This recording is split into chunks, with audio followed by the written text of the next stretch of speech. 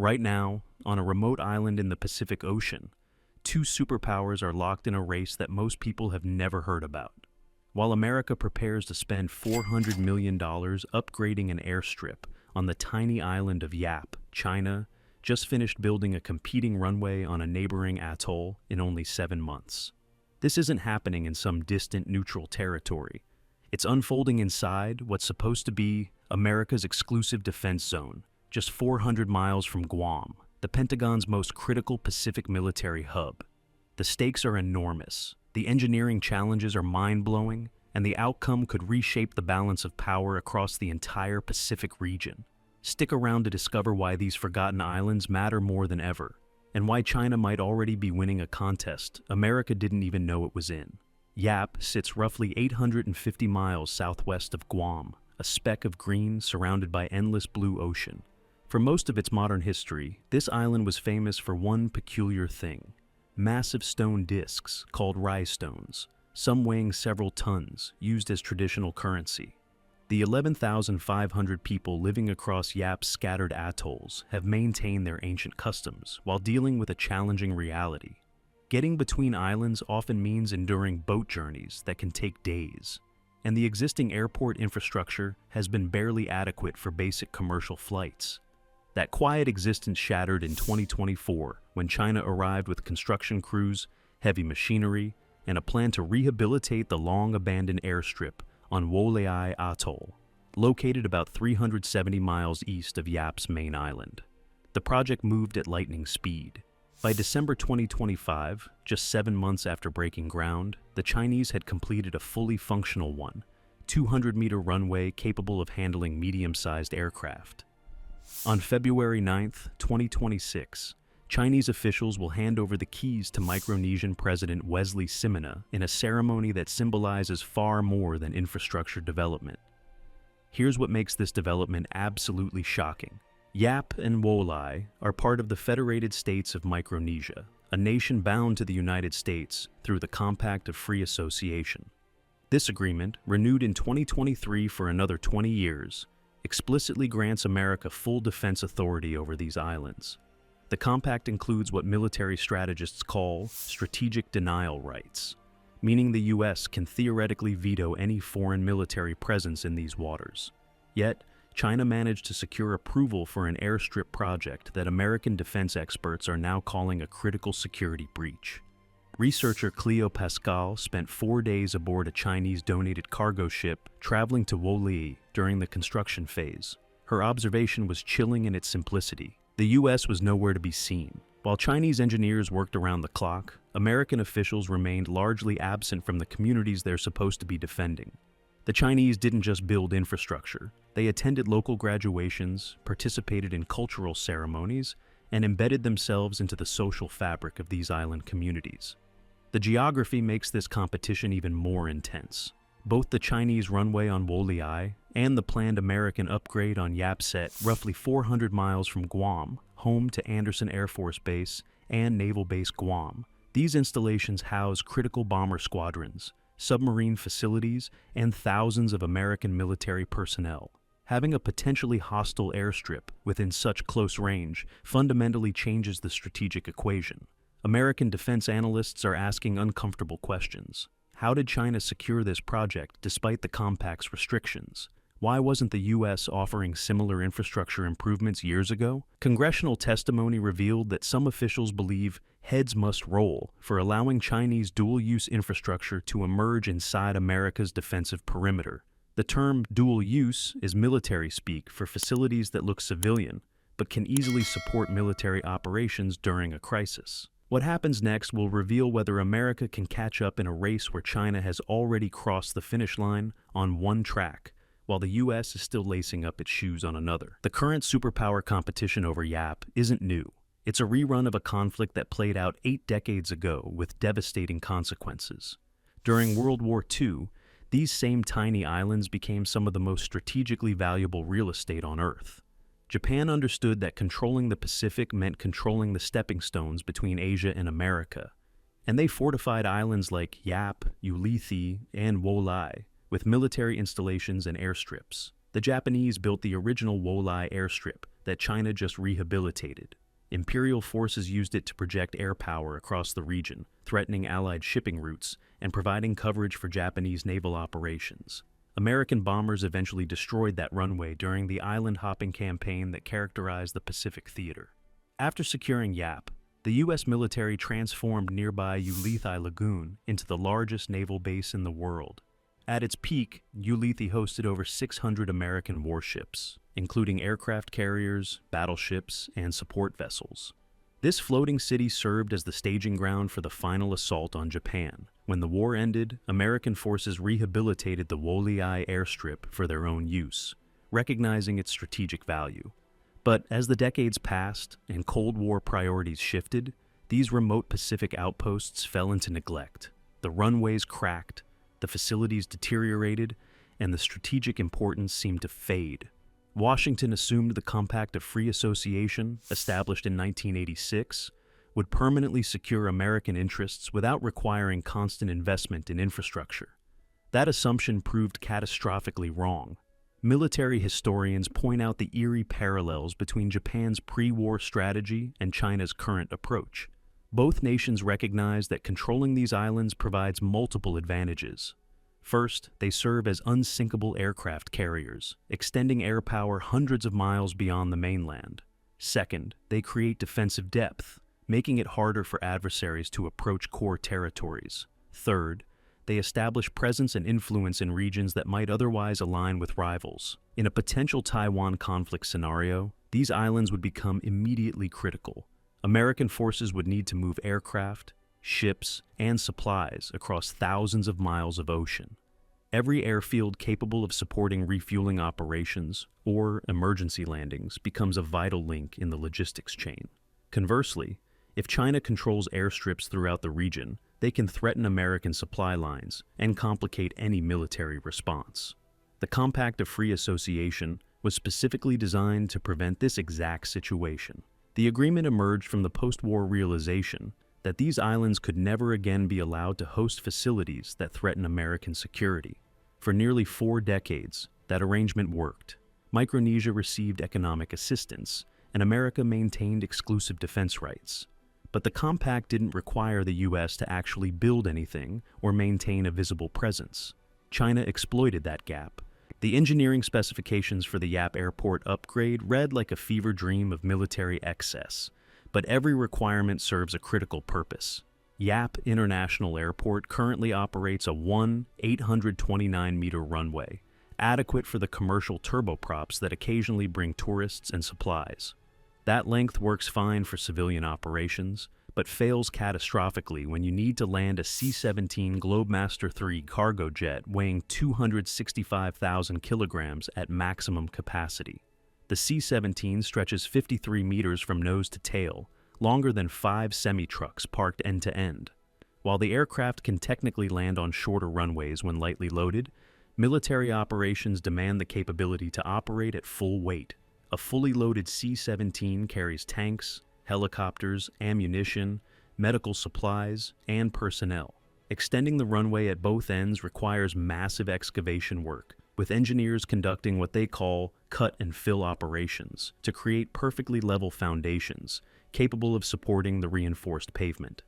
That pavement must meet extraordinarily demanding standards. The Air Force requires a thickness of 280 millimeters of specialized materials, creating layers of reinforced asphalt and concrete designed to withstand 50,000 full takeoffs and landings before requiring major repairs. Every time that 265,000 kilogram beast slams onto the runway, it generates tremendous stress on the underlying structure. Tropical rain and humidity make the ground softer and harder to stabilize, so engineers must account for moisture infiltration and seasonal ground movements. The logistics of getting construction materials to Yap borders on absurd. Every ton of specialized aggregate, every piece of heavy compaction machinery, every component for the new parking apron and parallel taxiway must be loaded onto cargo ships and transported across thousands of miles of ocean. There's no Home Depot down the street. There's barely a street. The remoteness alone explains why the budget reaches $400 million for work that might cost $150 million in California. Beyond the runway itself, the upgrade includes installation of the Bay K-12 mobile aircraft arresting system. This technology uses rotary friction energy absorbers housed in trailer units positioned on either side of the runway. When a fighter jet experiences brake failure during landing, the pilot deploys a tail hook that catches a heavy cable stretched across the runway.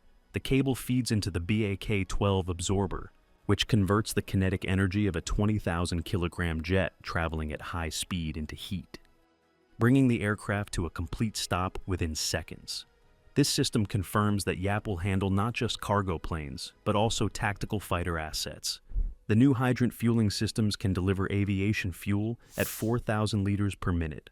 A typical semi-truck fuel tank holds about 400 liters, meaning this system could fill one completely in 6 seconds. That extraordinary flow rate ensures military aircraft can refuel and return to the air quickly, minimizing the time high-value assets spend vulnerable on the ground. The installation also includes a new firewater tank and pump house, ensuring that fuel system failures or accidents can be contained immediately. YAP sits in a region regularly devastated by typhoons. Typhoon Sudal demonstrated the destructive potential when it flattened buildings and destroyed infrastructure across the island. To protect the investment, engineers must specify much higher elevations for new facilities, requiring vast quantities of imported fill material to raise the ground level above potential storm surge zones. Environmental regulations add another layer of complexity. The construction must avoid damaging coral reefs, mangroves, and traditional fishing areas that local communities depend on for survival. The massive investment in YAP represents a fundamental shift in how the American military thinks about projecting power across the Pacific. For decades, the strategy relied heavily on a few massive installations like Andersen Air Force Base on Guam. These sprawling facilities house thousands of personnel, hundreds of aircraft, and billions of dollars worth of equipment. They're also sitting ducks. China's development of advanced long-range missiles means they can strike Guam's runways with precision weapons launched from mainland China, effectively neutralizing American air power in the opening hours of any conflict. The Pentagon's answer is Agile Combat Employment, or ACE. This doctrine abandons the traditional reliance on centralized megabases and instead distributes forces across dozens of smaller, hardened airfields scattered throughout the region. The concept borrows from Cold War strategies where American bombers would disperse to civilian airports during heightened tensions, making it impossible for Soviet forces to destroy the entire fleet in one strike. ACE transforms islands like YAP into critical nodes in a distributed network. During peacetime, these locations might host occasional training exercises and serve as emergency divert airfields for aircraft crossing the vast Pacific distances. During a crisis, they become launch points for combat operations, refueling hubs, and fallback positions if primary bases come under attack. The parallel taxiway and expanded parking apron at YAP enable rapid-fire operations, allowing one aircraft to clear the runway while another moves into position for takeoff, maximizing the number of sorties per hour. YAP isn't alone in this transformation. The military is investing $409 million to upgrade Tinian's North Field, spending hundreds of millions more on facilities in Palau, and securing access agreements for emergency landing rights at civilian airports throughout the Philippines, Japan, and Australia. The COPE North 23 exercise demonstrated the concept in action, with simultaneous operations conducted across Guam, YAP, Tinian, Saipan, Palau, and other locations, proving that forces can disperse and operate effectively from multiple sites. The broader Compact of Free Association includes plans to invest up to $2 billion across Micronesia, specifically for infrastructure improvements. This represents the largest American investment in the region since World War II. For YAP specifically, the construction timeline accelerated after congressional pressure revealed the extent of Chinese infrastructure activities in the region. The 2026 defense bill increased funding for YAP International Airport by 58% to $1.495 billion, reflecting the urgency Pentagon planners now attach to securing these facilities. Once operational, the upgraded YAP facility will host several weekly landings by heavy cargo and fighter aircraft. The military plans approximately 2 major exercises annually, each lasting up to 14 days and involving roughly 100 personnel. These exercises serve dual purposes. They validate the infrastructure and demonstrate American commitment to regional partners who might question whether the U.S. will actually show up when needed. The timeline comparison reveals an uncomfortable truth about American responsiveness versus Chinese execution. China broke ground on the Woleai airstrip in mid-2024 and finished the project by December 2025. The handover ceremony is scheduled for February 9, 2026. Meanwhile, American plans for the YAP upgrade involve final design work completing in late 2025, with construction contracts expected to be awarded in the third quarter of 2026. Actual construction won't begin until late 2026 at the earliest, with completion potentially years away given the complexity and environmental constraints. This gap between planning and action has real consequences. Local Micronesian communities watch Chinese officials attend their cultural events, participate in graduation ceremonies, and deliver tangible infrastructure improvements, while American representatives remain largely absent except for high-level political meetings. The compact may grant America exclusive defense rights, but China is winning the competition for hearts and minds through simple presence and follow-through. The question of how China secured the Woleai project despite American strategic denial remains partially unanswered. Officially, the runway serves civilian purposes, connecting remote atolls and improving emergency evacuation capabilities during typhoons. The Micronesian government approved it as a domestic infrastructure project financed through Chinese development assistance. American officials apparently failed to recognize the security implications until after construction began, or they lacked the political capital to demand cancellation without offering a better alternative. Defense analysts describe the situation as a failure of imagination and engagement. Washington assumed the compact alone would maintain influence without requiring sustained investment or relationship building. China exploited that assumption by offering exactly what local communities wanted: functioning airports, improved connectivity, and respect for local concerns. The fact that these facilities could serve military purposes during a crisis seemed like a secondary consideration to islanders who've been isolated for decades. The increased American funding signals a recognition that the current approach isn't working. The 58% budget increase for YAP shows Congress understands the urgency, but money alone won't solve the underlying problem. The U.S. needs to demonstrate the same consistent presence and responsiveness that China has mastered. That means attending local events, understanding community concerns, and delivering projects on time, rather than announcing ambitious plans that take years to materialize. Local Yepes communities find themselves caught between competing powers, neither of which fully considers their preferences. Environmental groups worry about coral reef damage from increased military activity. Cultural leaders express concerns about foreign workers overwhelming traditional practices. Fishing communities fear restricted access to ancestral waters if military operations intensify. These aren't abstract policy debates for people whose families have lived on these islands for thousands of years. The broader strategic question remains unresolved. Will America's eventual delivery of superior infrastructure offset China's earlier completion and sustained engagement? In international relations, showing up matters, being present matters, delivering on promises matters. China finished their runway while America was still debating budget allocations. That sends a message to every small nation watching this competition unfold about which superpower can actually deliver results. So, what's your take on this Pacific power struggle? Do you think America can catch up after letting China make the first move, or has the damage already been done? Drop your thoughts in the comments below, and make sure to hit that like button if this story opened your eyes to what's really happening in the Pacific. Subscribe for more deep dives into the mega projects reshaping our world. Thanks for watching.